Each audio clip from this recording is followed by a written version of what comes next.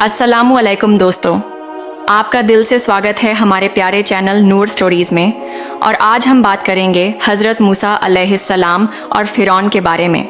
तो दोस्तों चलिए शुरू करते हैं। एक नबी जिसने दुनिया के सबसे जालिम बादशाह फ़िरौन का डटकर सामना किया, समंदर को 2 हिस्सों में बांटा और अपने लोगों को गुलामी की जंजीरों से आज़ाद कराया।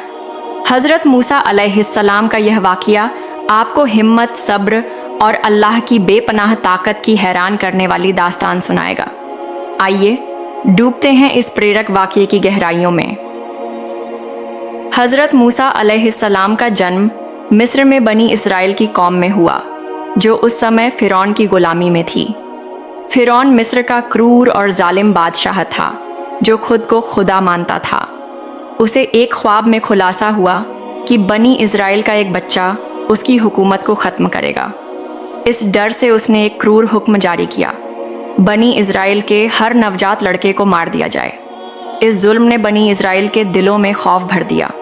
हज़रत मूसा की माँ को अल्लाह ने इल्हाम दिया कि अपने बेटे को एक टोकरी में रखकर नील नदी में छोड़ दें। यह एक माँ के लिए कितना मुश्किल फ़ैसला था, फिर भी उन्होंने अल्लाह पर यकीन रखा और टोकरी को नदी में छोड़ दिया।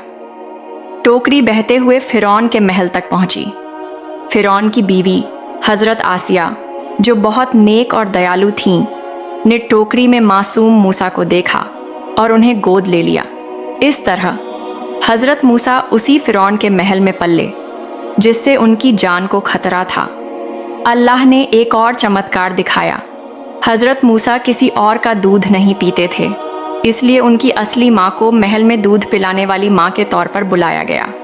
इस हिस्से में हम फ़िरौन के जुल्म की गहराई, बनी इज़राइल की तकलीफ़, हज़रत मूसा की माँ का यकीन, हज़रत आसिया की नेकी और अल्लाह की ख़ास योजना को विस्तार से देखेंगे।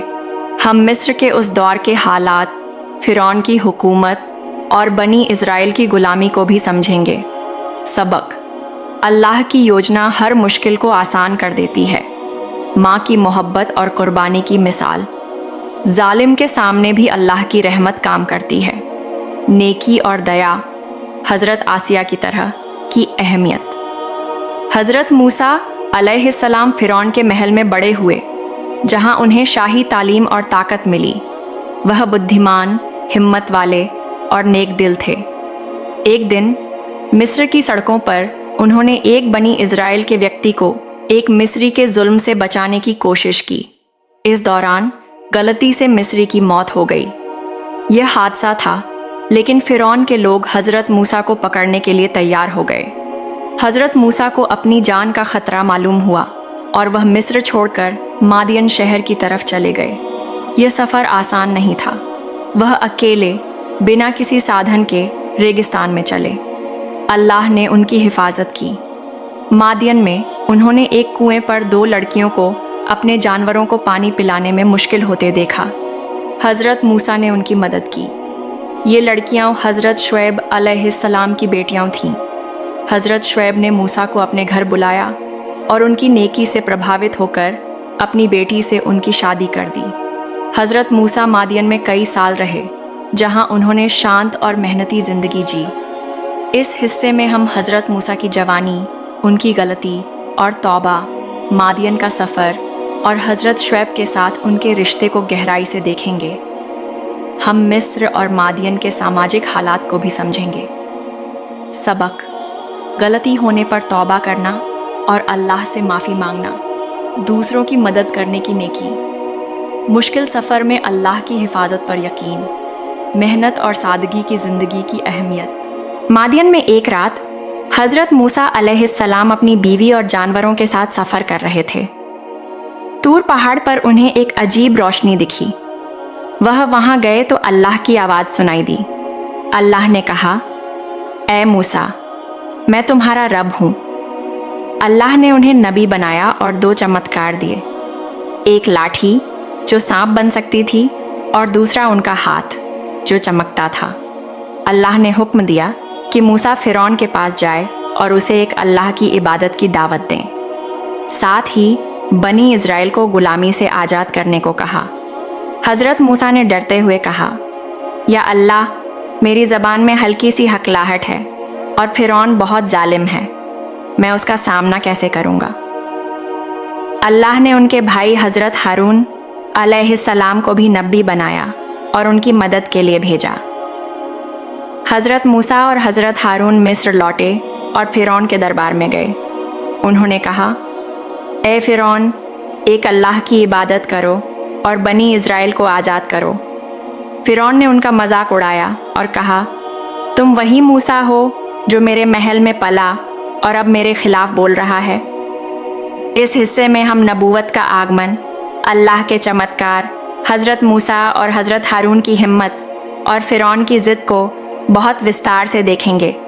ہم طور پہاڑ کے حالات اور اس دور کی دھارمک استھتی کو بھی سمجھیں گے۔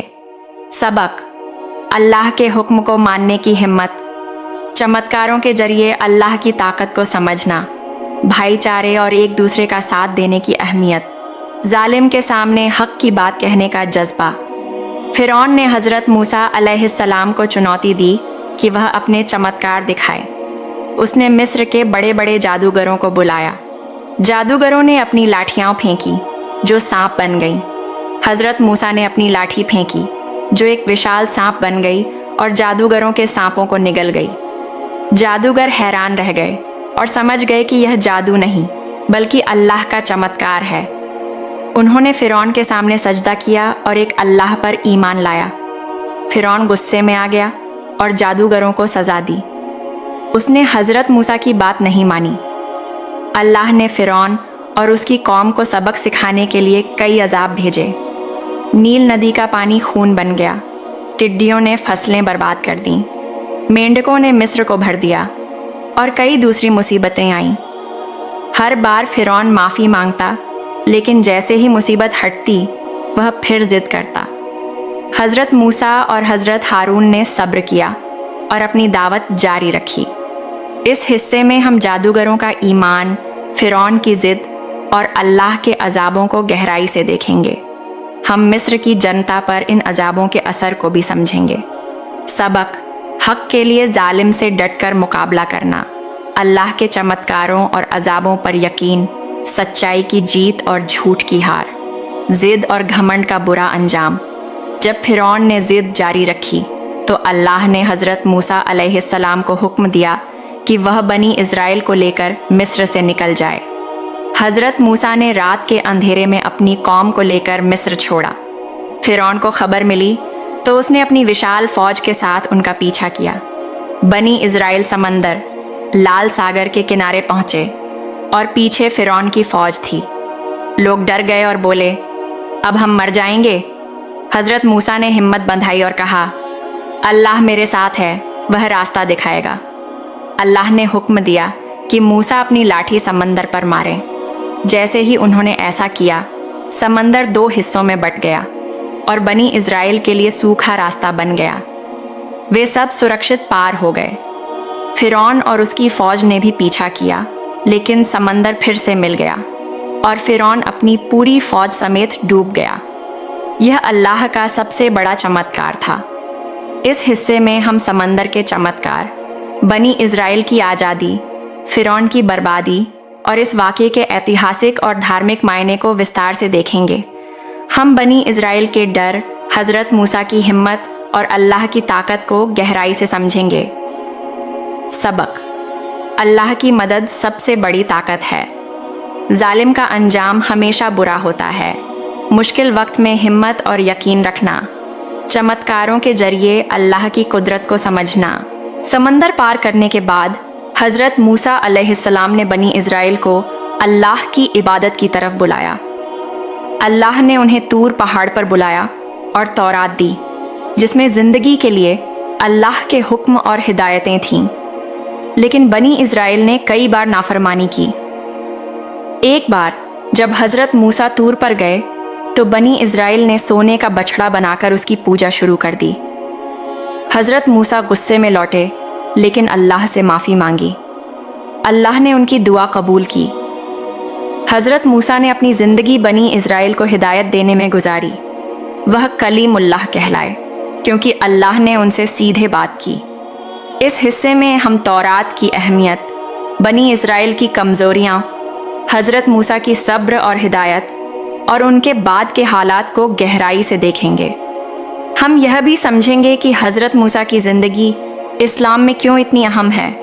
سبق: اللہ کے حکم کو ماننے کی اہمیت، نافرمانی سے بچنا اور توبہ کرنا، ہدایت دینے میں صبر اور محنت، اللہ سے سیدھا رشتہ، کلیم اللہ کی خاصیت۔ حضرت موسیٰ علیہ السلام نے اپنی زندگی میں بنی اسرائیل کو غلامی سے آزادی دلائی، تورات کے ذریعے اللہ کا پیغام دیا اور فرعون جیسے ظالم کا مقابلہ کیا۔ ان کی زندگی ہمیں سکھاتی ہے کہ حق کی راہ پر چلنے والا کبھی ہارتا نہیں۔ قرآن میں حضرت موسیٰ کا ذکر بار بار آتا ہے جو ان کی اہمیت کو دکھاتا ہے۔ ان کی کہانی ہمیں توحید، صبر، ہمت اور اللہ پر یقین کی سیکھ دیتی ہے۔ اس حصے میں ہم حضرت موسیٰ کی وراثت، ان کے پیغام کا اثر اور اسلام میں ان کی جگہ کو گہرائی سے دیکھیں گے۔ ہم یہ بھی سمجھیں گے کہ ان کی زندگی آج کے مسلمانوں کے لیے کیا سبق دیتی ہے۔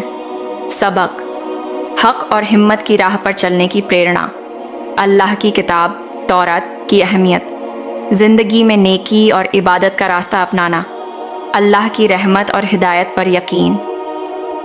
کل سبق: نمبر 1، صبر۔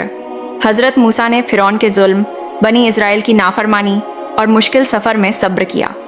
نمبر 2، ہمت۔